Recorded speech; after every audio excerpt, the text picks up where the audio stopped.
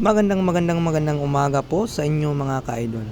Ngayong araw po ay gagawa po tayo ng straight through at crossover cable.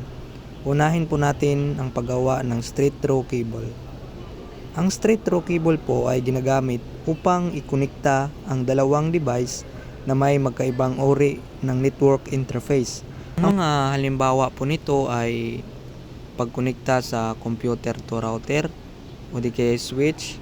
Pwede ring computer to printer, habang ang crossover naman po ay kabaliktaran ng straight through cable. Ito po ay ginagamit upang ikonekta ang dalawang device na may parehong uri ng network interface, tulad ng dalawang computer ng direkta sa isa't isa o di kaya ay dalawang switch at marami pang iba. Simpleng-simple lang po ito gawin mga ka-idol, kaya ano pang hinihintay nyo?